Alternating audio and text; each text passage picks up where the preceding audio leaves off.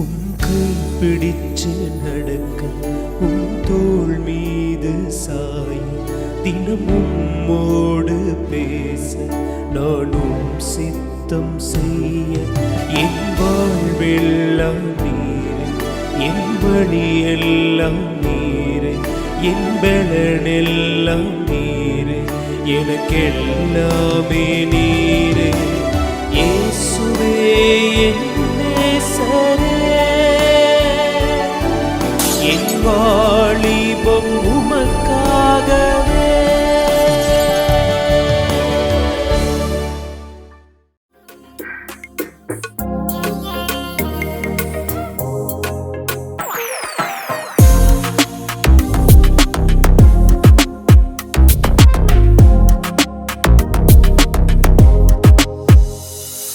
Hello Sherin. ஹாய்க்கா. Sherin, இன்னைக்கு உங்ககிட்ட ஒரு கொஸ்டினோட ஆரம்பிக்கலாம்னு நினைக்கிறேன். அப்படி என்னக்கா கொஸ்டின் கேளுங்க. Sherin, are you happy in your young days? என்னங்க, உங்களோட வாலிப பிரியத்துல நீங்க சந்தோஷமா இருக்கீங்களா? யங் டேஸ்னா எல்லாரும் ஹாப்பியா தான்க்கா இருப்பாங்க, இதுல என்ன டவுட் இருக்கு? அப்ப இந்த யங் டேஸ்ல வந்து இந்த டிப்ரெஷன், கவலை, பயம் இது எதுவுமே கிடையாதா உங்களுக்கு? அதெல்லாம் இருக்கதான்க்கா செய்யும். ஆனா அதெல்லாம் மறக்கிறதுக்காக தான் நாங்க எங்க ஃப்ரெண்ட்ஸோட டைம் ஸ்பெண்ட் பண்ணுவோம். ஃப்ரெண்ட்ஸ் கூட்டிட்டு தியேட்டர், பார்க்குன்னு அவுட்டிங்லாம் போவோம். ஆனா ஷெரின், இதெல்லாம் டெம்பரரியான ஹாப்பினஸ் தானே, பெர்மனன்ட் கிடையாதுல. அக்கா, நாங்க டெம்பரவரி பெர்மனன்ட்லாம் யோசிக்கிறதே இல்லக்கா. என்னங்க, இன்னைக்கு நீங்களும் ஷெரின் மாதிரி தான் ஆன்சர் பண்றீங்களா? நானும் ஒரு காலத்துல ஷெரின் மாதிரி தான் ஆன்சர் பண்ணிக்கிட்டு இருந்தேன். ஆனா என்னோட வாழ்க்கையில இந்த பெர்மனன்டான ஹாப்பினஸ் எங்க தான் இருக்கு அப்படின்னு சொல்லி நான் தேட ஆரம்பிச்சேங்க. சரி, நம்மளோட வாழ்க்கையில நமக்கு இருக்க ஆசைகளை நோக்கி பயணிக்கிறது தான் ஒரு நிரந்தரமான சந்தோஷத்தை கொடுக்கும் அப்படின்னு எனக்கு ஒரு எண்ணங்க. அதனால என்னோட ஆசை என்னவா இருந்துச்சு அந்த டயத்துலன்னு பாத்தீங்கன்னா, பேக் பண்றது, ஆரி ஒர்க் பண்றது, ஃப்ரெண்ட்ஸ் கூட சேட் பண்றது, இது மட்டும்தான் என்னோட ஆசையா இருந்துச்சு. சரி, பேக் பண்ணலாம் அப்படின்னு சொல்லிட்டு எங்க டாடி கிட்ட போய் எனக்கு தேவையான எல்லா திங்ஸும் நீங்க வாங்கிட்டாங்க, நான் பேக் பண்ண போறேன் அப்படின்னு சொன்னோன்னே எங்க டாடி எல்லாத்தையும் வாங்கி கொடுத்துட்டாங்க. பேக் பண்றப்ப ரொம்ப ஹாப்பினஸ் தான், அதை மற்றவங்களுக்கு ஷேர் பண்றப்ப அதை விட ஹாப்பினஸ் தான். ஆனா அந்த சீன்லாம் முடிச்ச பிறகு உள்ளத்துல ஒரு வெறுமை இருக்கும். அந்த ஹாப்பினஸ் எங்க போகுதுன்னே தெரியாது. சரி, நம்ம ஆரி ஒர்க் கத்துக்கலாம் அப்படின்னு சொல்லி நானே யூடியூப்ல ஆரி ஒர்க் கத்துக்கிட்டு எனக்காக பார்த்து ஒரு 2 பிளவுஸ் மேக் பண்ணேன். பண்றப்ப ரொம்ப ஹாப்பினஸ், போடுறப்ப அதை விட ஹாப்பினஸ், முடிச்ச உடனே வெறுமை உள்ளத்துல. சரி, நம்ம ஃப்ரெண்ட்ஸ் கூட பேசலாம் அப்படின்னு சொல்லி பார்த்தா எனக்கு ஒரு 3 ஃப்ரெண்ட்ஸ் இருக்காங்க. 2 hours கூட சலிக்காம பேசுவோம் எங்களோட காலேஜ் நினைவுகளை குறித்து. ஆனா அது பேசி முடிச்சோடனே ஒரு வெறுமை இருக்கும். இந்த வெறுமையை நான் என்னதான் செய்யறதுன்னு எனக்கு தெரியல, ரொம்ப வெறுமை. ஒரு டயத்துல நான் ஆண்டர் கூட என்னோட பர்சனல் டைமை நான் ஸ்பெண்ட் பண்ண ஆரம்பிச்சேன். என்ன நினைச்சு தெரியுமாங்க, நான் ஆண்டர் கூட என்னோட பர்சனல் டைம் ஸ்பெண்ட் பண்ண அவருடைய பிரசன்னம் என்னை சூழ்ந்து கொள்ள ஆரம்பிச்சிச்சு.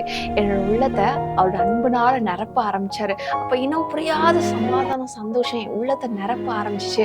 அந்த சமாதானமும் சந்தோஷமும் இன்ன வரைக்கும் என்னை விட்டு நீங்கவே இல்லைங்க. அப்பதான் நான் புரிஞ்சுக்கிட்டேன், நிரந்தரமான சந்தோஷம் ஆண்டவருக்கும் நமக்கும் உள்ள உறவுல தான் இருக்கு, உலக பிரகாரமான எந்த காரியத்திலும் இல்லைன்றதை நான் புரிஞ்சுக்கிட்டேங்க. இன்னைக்கும் உங்களோட வாழ்க்கையில சந்தோஷத்தை தேடி, நிம்மதியை தேடி நீங்க ஓடிட்டு இருக்கீங்களா? உங்களுக்கும் ஆண்டவருக்கும் உள்ள உறவுல தாங்க அந்த சந்தோஷமும் நிம்மதியும் இருக்கு. நீங்க எவ்வளோக்கு எவ்வளோ உங்களோட டைமை ஆண்டவர் கூட ஸ்பெண்ட் பண்றீங்களோ அவ்வளோக்கு அவ்வளோ உங்களோட உள்ளத்தை அவரோட அன்பினால நிரப்புவாங்க. அவரோட சமாதானம் உங்களை சூழ்ந்து கொள்ளும். இப்பவும் சந்தோஷம் வேணுமா, சமாதானம் வேணுமா, இயேசுவிட வாருங்களேன் அப்படின்னு சொல்லி ஒரு பாட்டுல நம்ம கேட்கலாமாங்க?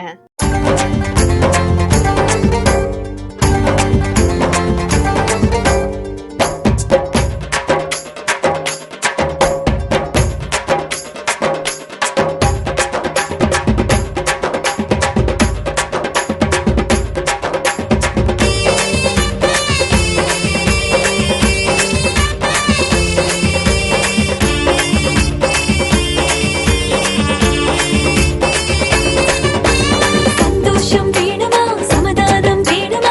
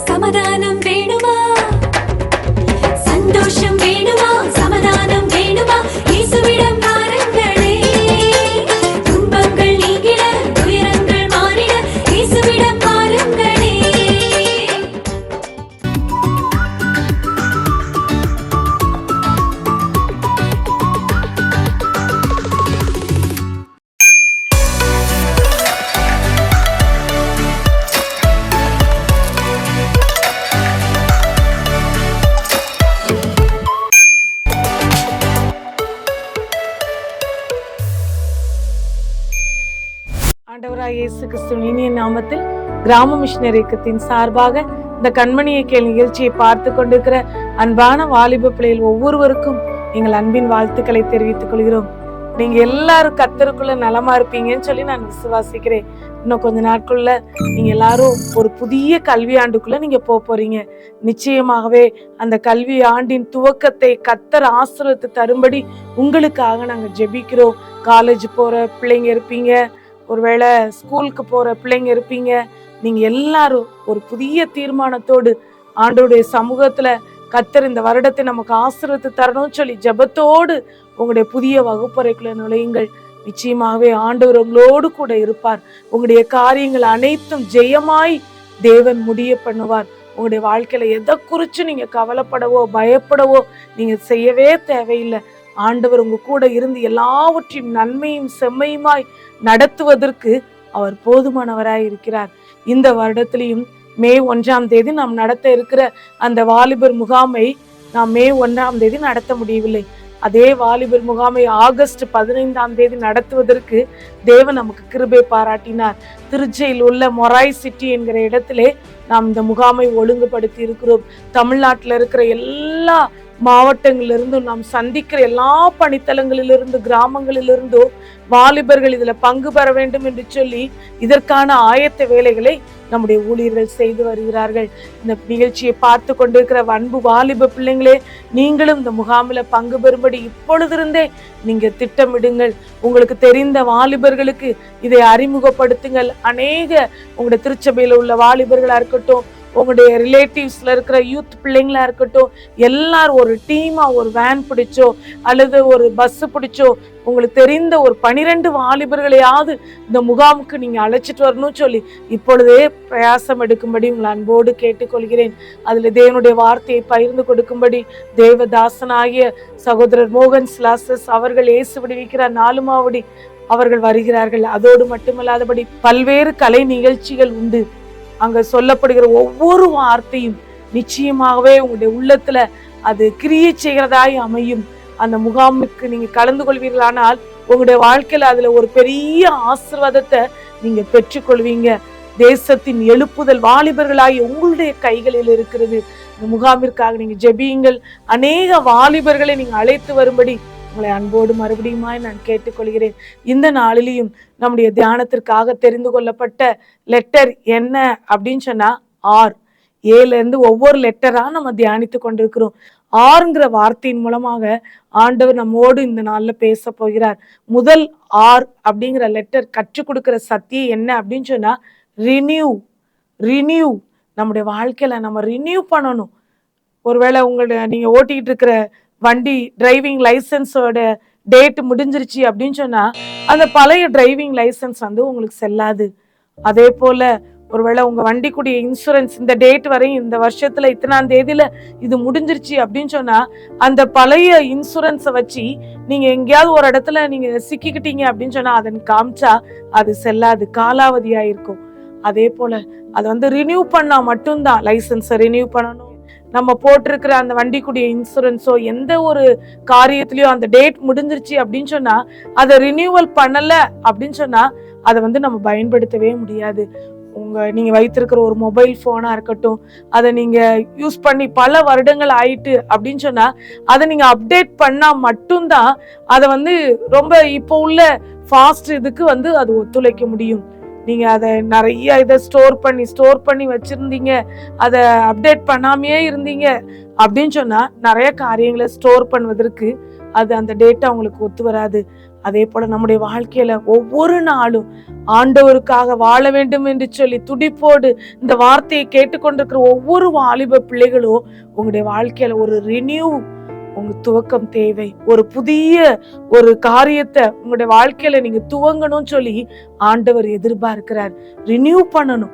நீங்க ஒருவேளை ஆண்டவரை ஏற்றுக்கொண்ட நாளுல உங்களுடைய அர்ப்பணிப்பு, ஆண்டவரை தேடினது எல்லாம் எப்படி இருந்துச்சோ அதே போல நீங்க அப்படியே பேய்கிட்டே இருந்தீங்க அப்படின்னு சொன்னா ஒருவேளை அதுல சோர்வுகள் ஏற்பட்டிருக்கலாம், பின்மாற்றம் அடைஞ்சிருக்கலாம், செயல்படாம நிக்கிறவங்களா இருக்கலாம். ஆனா இன்னைக்கு ஆண்டவர் உங்களை பார்த்து சொல்ற காரியம் என்ன தெரியுமா?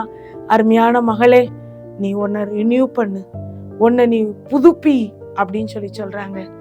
இன்னைக்கு எல்லாத்தையும் நம்ம இப்போ உள்ள ட்ரெண்டிங்க்கு ஏத்த மாதிரி நம்முடைய லைஃப் ஸ்டைல மாத்திக்கிடணும், நம்முடைய ஆண்ட்ராய்டு போனை நம்ம மாத்தணும் அப்படின்னு சொல்லி நம்ம நினைக்கிறோம்.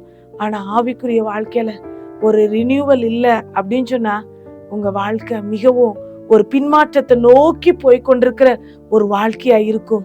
இன்னைக்கு ஆண்டவர் உங்களோடு பேசுறாரு. உன் வாழ்க்கையில ஒரு புதிய துவக்கம் தேவை மகளே, ஒரு புதிய துவக்கம் தேவை மகளே அப்படின்னு சொல்லி சொல்றாரு. நீங்க போற ஒரு கல்வி ஆண்டுக்குள்ள நீங்க ஃபேஸ் பண்ற ஸ்டூடெண்ட்ஸா இருக்கட்டும், நீங்க பழக போற ஃப்ரெண்ட்ஸா இருக்கட்டும், உங்களுக்கு பாடம் சொல்லி கொடுக்க போகிற ஆசிரியர்களா இருக்கட்டும், அங்க அநேக புது முகங்களை நீங்க பார்க்க போறீங்க. ஒரு புது துவக்கத்துக்குள்ள நீங்க போற நீங்க ஆண்டவரோடு இருக்கிற ரிலேஷன்ஷிப்ல ஒரு நியூ ஸ்டார்ட்ட தேவன் எதிர்பார்க்கிறார்.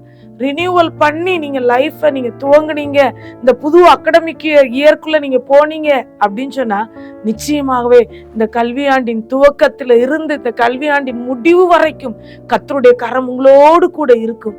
நீங்க எப்படி நடக்கணும், என்ன செய்யணும், எப்படி நீங்க தீர்மானங்களை எடுக்கணும், யார உங்க ஃப்ரெண்டா நீங்க சூஸ் பண்ணணும், அவங்களோட நீங்க எப்படி நீங்க டைம் ஸ்பெண்ட் பண்ணணும், எல்லாவற்றையும் தேவன் உங்களுக்கு கற்றுத்தருகிறவராய் இருக்கிறார். அதனால இன்னைக்கு உங்களை ரினியூ பண்றதுக்கு உங்களுடைய வாழ்க்கையை அர்ப்பணிங்க. நிச்சயமாகவே தேவன் உங்களை ஆசீர்வதிப்பார். அடுத்த ஆர் நமக்கு கற்றுக் கொடுக்கிற சத்தியம் என்ன அப்படின்னு சொன்னா ரிவைவ். ரிவைவ் ரிவைவ் அப்படின்னு சொன்னா என்ன? உயிர்ப்பியும்.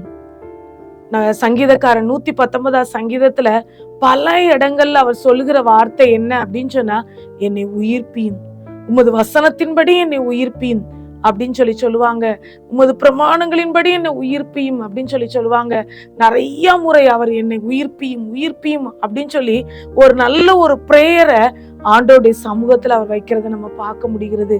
இன்னைக்கு நம்முடைய வாழ்க்கையிலையும் இந்த உயிர்ப்பித்தலின் அனுபவத்தை தேவன் நம்ம இடத்துல எதிர்பார்க்கிறாரு.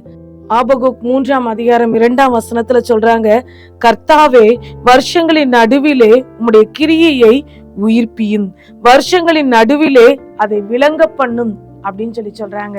ஒருவேளை இந்த வருஷம் 2024 ஆண்டுல 5 மாதங்களை நம்ம முடித்து விட்டோம். 6வது மாதத்துக்குள்ள நம்ம நுழைந்திருக்கிறோம். உண்மையாகவே வருஷத்தின் நடுவில் வந்திருக்கிற நம்ம ஒவ்வொருத்தருடைய வாழ்க்கையிலையும் ஒரு உயிர்ப்பிக்கிற அனுபவம், அந்த உயிர்ப்பிக்கிற அனுபவத்தை நம்ம பெற்றுக்கொள்ளணும் சொல்லி ஆண்டவர் விரும்புகிறார். 2024 ஆண்டுல நியூ இயர் சர்வீஸ்ல நம்ம நிறைய தீர்மானம் எடுத்திருப்போம். நீங்க யோசித்து பாருங்களேன், இந்த வருஷத்துல நான் இத்தனை அதிகாரத்தை நான் வாசிக்கணும், இவ்வளோ நேரம் நான் ஏசப்பா சமூகத்துல அமர்ந்திருந்து ஜெபிக்கணும் அப்படின்னு சொல்லி நீங்க தீர்மானம் எடுத்திருப்பீங்க. ஒருவேளை அந்த 5 மாதத்துல நீங்க பின்மாற்றத்துக்கு போயிட்டீங்க அப்படின்னு சொன்னா இன்னைக்கு ஆண்டவர் கேட்கிறாரு உங்களை பார்த்து, வருஷத்தின் நடுவுல வந்திருக்கிற நீங்க உங்களிடத்துல உயிர்ப்பித்தலின் அனுபவத்தை நீங்க பெற்றுக்கொள்ளணும்னு சொல்லி வாஞ்சியோடு அவர் எதிர்பார்த்து காத்திருக்கிறார்.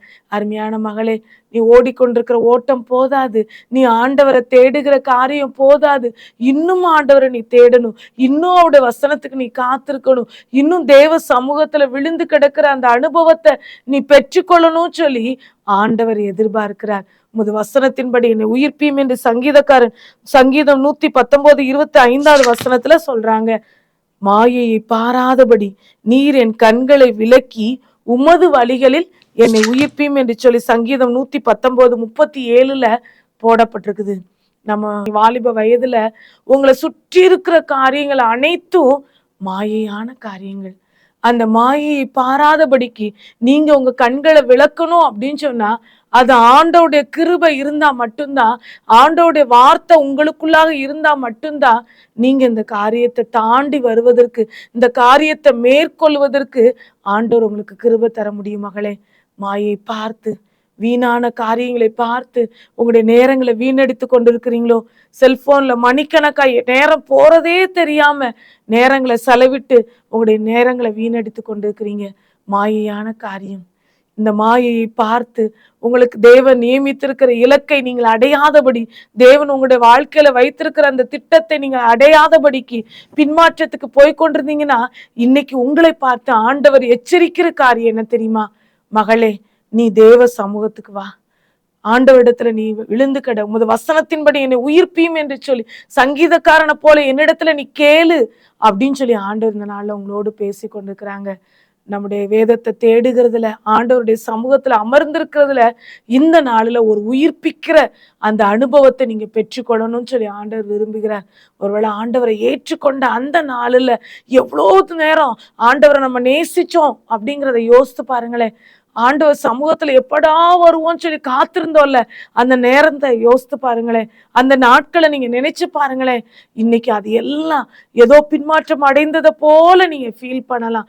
இன்னைக்கு தேவன் உங்களோடு பேசுகிற ஒரு காரியம், ஆண்டவரே என்னை உயிர்ப்பியும், ஜபத்துல உயிர்ப்பியும், வேதத்தை வாசிக்கிறதுல உயிர்ப்பியும், இன்னும் உமக்காக செயல்படுகிறதுல என்னை உயிர்ப்பியும் அப்படின்னு சொல்லி நீங்க கேளுங்க. ஆண்டவருக்கு என்று நீங்க செயல்படணும்னு சொல்லி ஆண்டவர் எதிர்பார்க்கிறாரு. உங்களுக்காக தம்முடைய கடைசி சொட்டு ரத்தத்தையும் ஜீவனையும் அவர் சிந்தினார்ல, அவருக்காக நீங்க என்ன செய்ய போறீங்க? அவரை நீங்க நேசிக்கிறீங்கிறத எப்படி நீங்க காண்பிப்பீங்க? ஆண்டவரே நான் உம்மை நேசிக்கிறேன் ஆண்டவரே, நான் உம்மை நேசிக்கிறேன் ஆண்டவரேன்னு சொல்லி உதட்டளவுல நம்ம சொன்னா போதாது. நம்ம அவர் மேல அன்பு வைத்திருக்கிறத நம்ம வெளிக்காட்டணும், வெளிப்படுத்தணும் அப்படின்னு சொன்னா அவரோடு நம்ம நேரம் செலவிடுறதான் நீங்க அவரை நேசிக்கிறீங்கிறத வெளிப்படுத்த முடியும். தேவ சமூகத்துல தினந்தோறும் ஒரு குறிப்பிட்ட நேரத்தை ஒதுக்குங்க. அது காலை நேரமா இருக்கலாம், அல்லது இரவு நீங்க படுக்கைக்கு போறதுக்கு முன்னாடி உள்ள நேரமா இருக்கலாம், அல்லது ஸ்கூலுக்கு போயிட்டு வந்து நீங்க படிக்க உட்கார்றதுக்கு முன்னாடி ஒரு 1/2 hour தேவ சமூகத்துல நீங்க ஸ்பெண்ட் பண்ற ஒரு டைமா இருக்கலாம். அந்த டைமை மிஸ் பண்ணிருந்தீங்க அப்படின்னு சொன்னா இன்னைக்கு உங்க மைண்ட்ல ஒரு டைமை ஃபிக்ஸ் பண்ணுங்க. காலையில என்னுடைய வேலையை துவங்குவதற்கு முன்பாக, பள்ளிக்கோ கல்லூரிக்கோ செல்வதற்கு முன்பாக இந்த நேரத்தை நான் ஆண்டவருடைய சமூகத்துல நான் கொடுக்க போறேன். வேதத்தை வாசிக்கவும் ஜெபிக்கவும் அப்படின்னு சொல்லி தீர்மானம் எடுங்க. அந்த தீர்மானத்துல நிலைத்து நிற்கிறதுக்கு பிரயாசம் எடுங்க. ஆண்டவர் உங்களோடு கூட இருப்பார். உங்களுக்கு தூக்கம், உங்களுக்கு உங்களுடைய ஃப்ரெண்ட்ஸ், உங்களுடைய செல்போன் இதெல்லாம் உங்களை டைவர்ட் பண்றதுக்கு பல விதத்துல பிசாசு கொண்டு இருக்கிற ஒரு போர் ஆயுதமா இருக்கலாம். ஆனா தேவன் உங்களோடு கூட இருந்தாரானால், தேவன் உங்களோடு கூட இருந்து இந்த காரியங்கள் எல்லாவற்றையும் மேற்கொள்வதற்கு அவர் உங்களுக்கு போதுமானவராய் இருக்கிறார். அதனால உங்களை ரிவைவ் பண்ணும்படி, ஆண்டவரே உங்க வேத வசனத்தை நான் வாசிக்கிறதுல என்னை ரிவைவ் பண்ணுங்கப்பா, உங்க சமூகத்துல வருகிறதுல ஜபத்துல நான் அமர்ந்திருக்கிறதுல ரிவைவ் பண்ணுங்கப்பா அப்படின்னு சொல்லி நீங்க கேளுங்க. இந்த எழுப்புதல தேவன் உங்க உள்ளத்துல கொடுக்கும்படி அவர் விருப்பமுள்ளவராய் இருக்கிறார். அன்று மகா சேனையாய் எழும்ப வேண்டிய எலும்புகள் எல்லாம் அந்த இடத்துல பாதாளத்துல செயலிழந்து இருந்தது. ஆனா ஆண்டவர் அவைகளை எழும்ப சொன்ன பொழுது அவைகள் மகா சேனையாய் எழும்பியது என்று சொல்லி நம்ம பார்க்கிறோம். பலனற்று சோர்ந்து போய் அவ்வளவுதான், என் வாழ்க்கை முடிஞ்சிருச்சு, இனிமேல் என்னுடைய கிறிஸ்தவ வாழ்க்கையில ஒரு துவக்கம் இருக்காது அப்படின்னு சொல்லி நீங்க நினைச்சீங்கன்னா இன்னைக்கு ஆண்டவர் உங்களுடைய லைஃபை ரினியூ பண்ணவும் செய்ய போறாரு. உங்க வாழ்க்கையில ஒரு ரிவைவலை கொடுக்கவும் போறாரு. அந்த எழுப்புதல் பற்றி எரிகிற எழுப்புதலா இருக்க போது உங்க தனி நபராகிய உங்களை கொண்டு தேவன் உங்களுடைய கல்லூரியில நீங்க படிக்கிற வகுப்பறையில ஒரு பெரிய மாற்றத்தை கொண்டு வரணும்னு சொல்லி அவர் விரும்புகிறார். அந்த ரிவைவலுக்கு உங்களை அர்ப்பணிப்பீங்களா? ஆண்டவரே என்னை உயிர்ப்பீங்க, என்னில ஒரு மாற்றத்தை உண்டாக்குங்க, என்னில காணப்படுகிற குறைவுகளை என்னை விட்டு அகற்றுங்க அப்படின்னு சொல்லி நீங்க ஆண்டவர்கிட்ட நீங்க உங்களை முழுவதுமா தாழ்த்தி அவர் சமூகத்துல நீங்க விழுந்து கிடக்கும் பொழுது தேவன் நிச்சயமாய் உங்களை எழுப்புவார், உயிர்ப்பிப்பார் என்று சொல்லி நாங்கள் விசுவாசிக்கிறேன். மூன்றாவதாக ஆண்டவர் நம்மோடு கற்றுக் கொடுக்கிற 6ங்கிற லெட்டர் மூலமா தேவன் நமக்கு கற்றுக் கொடுக்கிற சத்தியம் என்ன அப்படின்னு சொன்னா ரிஜாய்ஸ். ரிஜாய்ஸ் பிலிப்பியர் 4:4 வார்த்தை வசனம் சொல்லுகிற காரியம் என்ன அப்படின்னு சொன்னா rejoice in the Lord always and once again I say rejoice அப்படின்னு சொல்லி பவுல் அப்போஸ்தலன் அந்த பிலிப்பு சபை மக்களை பார்த்து அந்த கடிதத்துல எழுதுகிறார். சந்தோஷமாயிருங்கள், சந்தோஷமாயிருங்கள் என்று சொல்லி மறுபடியும் உங்களுக்கு சொல்லுகிறேன் அப்படின்னு சொல்லி சொல்றாரு. ஒரு முறை சந்தோஷமாயிருங்கன்னு சொல்லி சொல்லல, 2 முறை அந்த ஒரே வசனத்துல போடப்பட்டிருக்குது. அப்ப ஆண்டவருடைய பிள்ளைகளாகிய நீங்க கண்ணீரோடு கவலையோடு பயத்தோடு உங்களுடைய எதிர்காலத்தை குறித்ததோட உங்களுடைய எதிர்காலத்தை குறித்ததான கவலைகளோடு நீங்க அமர்ந்திருந்து இந்த வார்த்தையை கேட்டுக்கொண்டிருக்கிறீங்க அப்படின்னு சொன்னா ஆண்டவர் உங்களை பார்த்து சொல்ற காரியம் என்ன தெரியுமா? அருமையான மகளே, நீ தேவ சமூகத்துல வந்துட்ட அப்படின்னு சொன்னா ஆண்டவர் உனக்கு சந்தோஷத்தை நிச்சயமா தருவார். கர்த்தருக்குள் நீங்க சந்தோஷமா இருக்கணும்னு சொல்லி அவர் எதிர்பார்க்கிறாரு. சந்தோஷமா இருங்க.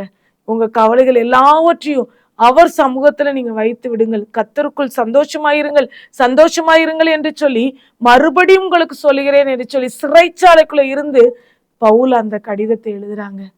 அவருடைய கைகள் கால்கள் எல்லாம் கட்டப்பட்டிருக்கிற நிலைமை, சரியான ஆகாரம் கிடைக்கல.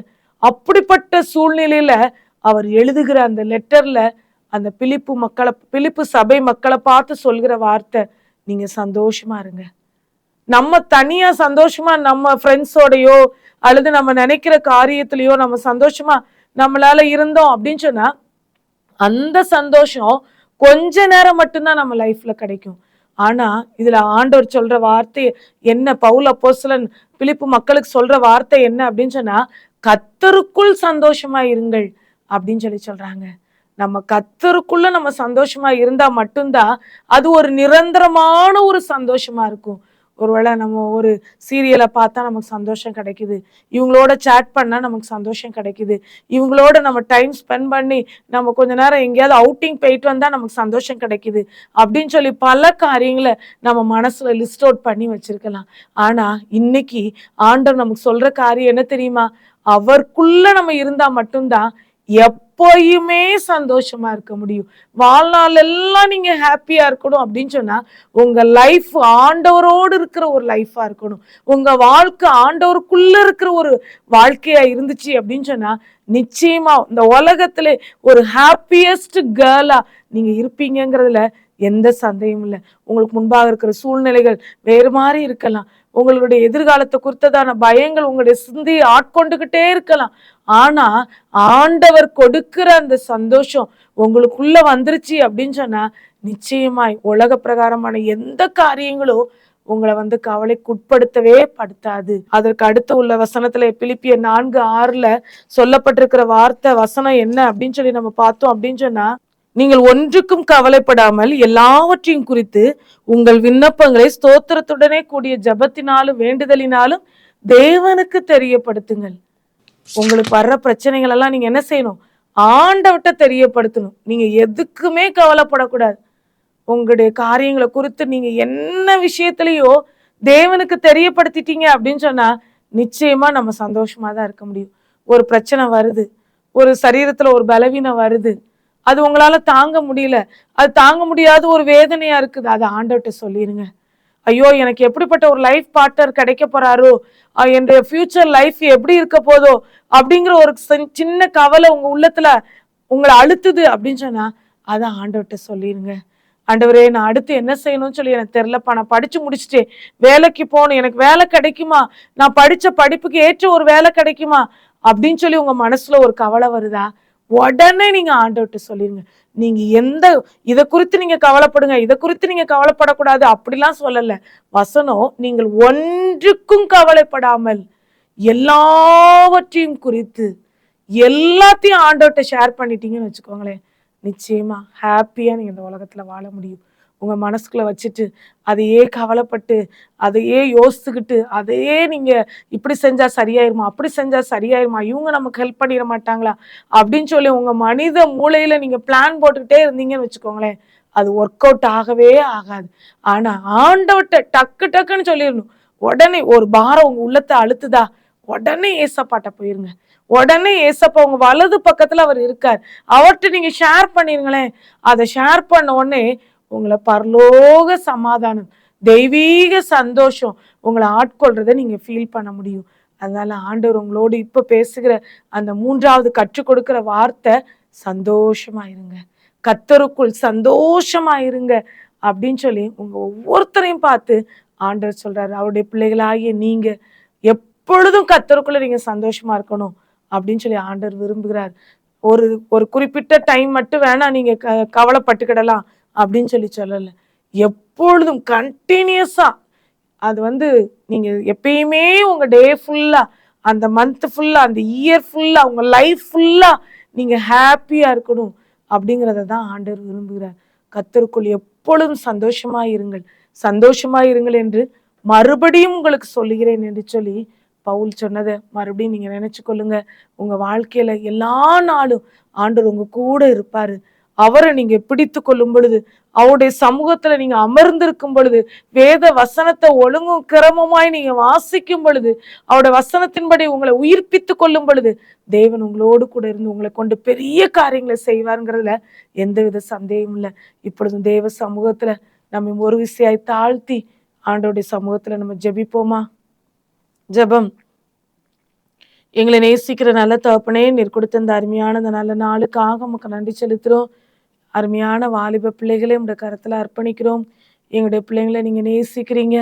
இதுவரைக்கும் எங்களுடைய பிள்ளைங்களை அற்புதமாய் அதிசயமாய் தாயின் கருவிலே உருவான இந்த நாள் முதற்கொண்டு நீங்க நடத்தி வந்திருக்கிறீங்க ராஜா. நீங்க நடத்தி வந்த எல்லா பாதைகளுக்காகவும் உள்ளத்தின் ஆழத்திலிருந்து உமக்கு நன்றி செலுத்துறோம். எத்தனையோ கண்ணீரின் பாதையின் வழியா எங்க பிள்ளைங்க கடந்து வந்திருக்கிறாங்கப்பா. துக்கத்தின் பாதையின் வழியா, உபத்திரவத்தின் பாதையின் வழியா அவங்க கடந்து வந்திருக்கிறாங்க ஏசப்பா. ஆனாலும் இந்த வேலையில எங்களுடைய பிள்ளைங்களை ஒரு விசை நீங்க ரினியூ பண்ணிருங்கன்னு சொல்லி நாங்க ஜெபிக்கிறோம். எங்க பிள்ளைங்களை நீங்க ரிவைவ் பண்ணிருங்கன்னு சொல்லி நாங்க ஜெபிக்கிறோம். எங்க பிள்ளைங்களை நீங்க ரிஜாய்ஸ் உமக்குள்ளாக அவங்க சந்தோஷமா இருக்க வச்சிருங்கன்னு சொல்லி நாங்க ஜெபிக்கிறோம். ஆண்டவரே, அப்படியா நீங்க செய்வீர் என்று சொல்லி நாங்கள் விசுவாசிக்கிறோம். அவங்களுடைய வாழ்க்கையில இருக்கிற எல்லா துக்கங்களையும் கத்த நீங்க மாற்றி போடுங்கப்பா. அவங்க விரும்புகிற நன்மையான காரியங்களை கத்த நீங்க பரத்திலிருந்து கட்டளிடுங்க சுவாமி. அவங்க அப்பா உம்மை விட்டு மாத்திரம் அவங்க தூரமாய் போய்விடாதபடி, பிசாசானவன் வைத்திருக்கிற கண்ணிகளில் எங்களுடைய பிள்ளைங்க சிக்கி கொள்ளாதபடி கத்தர் எங்களுடைய பிள்ளைகளை பாதுகாத்து அவங்களுடைய வாழ்க்கையில நீங்க வைத்திருக்கிற தேவ திட்டத்தின்படி எங்களுடைய பிள்ளைங்களை நீங்க உயர்த்தி ஆசீர்வதிங்க என்று சொல்லி நாங்க ஜெபிக்கிறோம். அவங்களுடைய எதிர்காலம் எல்லாவற்றையும் கத்த நீங்க பொறுப்படுத்திக் கொள்ளுங்க. வேலை இல்லாத பிள்ளைகளுக்கு வேலை வாய்ப்பை உண்டாக்குங்கப்பா. ஆண்டவரே, திருமணம் ஆக வேண்டும் என்று சொல்லி காத்திருக்கிற பிள்ளைகளுக்கு திருமண காரியத்தை ஏற்படுத்தி கொடுங்கப்பா. ஆண்டவரே, என்ன படிக்கணும் என்ன செய்யணும்னு சொல்லி அங்கலாய்த்து கொண்டிருக்கிற வாலிபருடைய வாழ்க்கையில என்ன செய்யணும்னு சொல்லி உங்களுடைய கிளியர் கைடன்ஸை நீங்க தாங்கப்பா. படிப்பதற்கு வேண்டிய மேற்படிப்பதற்கு வேண்டிய எல்லா பண தேவைகளையும் கத்தனை சந்திப்பீரான்னு சொல்லி நாங்க ஜெபிக்கிறோம். ஒரு குறைவுமின்றி கத்தனை எங்களுடைய பிள்ளைங்களை நீங்க வழிநடத்துங்க என்று சொல்லி நாங்க ஜெபிக்கிறோம். இந்த வார்த்தையை கேட்டுக்கொண்டிருக்கிற அன்பான குடும்பத்தின் பிள்ளைகளையும் இயேசுவின் நாமத்தினாலே நாங்கள் வாழ்த்தி ஆசீர்வதிக்கிறோம் ஐயா. ஆண்டவரே, இந்த ஆகஸ்ட் 15 நடைபெற உள்ள அந்த வாலிபர் முகாம்ல அநேக வாலிபர்கள் பங்கு பெற்று ஆண்டவரே உம்முடைய அன்பை அறிந்து கொள்ள உமக்காக செயல்படுகிறவர்களாய் ஒவ்வொரு வாலிபர்களையும் கத்தனீர் மாற்றுவீரான்னு சொல்லி நாங்க ஜெபிக்கிறோம். கத்தர் பெரிய காரியங்களை செய்யுங்கப்பா. உங்க நாமத்தை மகிமைப்படுத்துங்கப்பா. இயேசுவின் மூலம் ஜெபம் கேளும் நல்ல பிதாவே, ஆமேன்.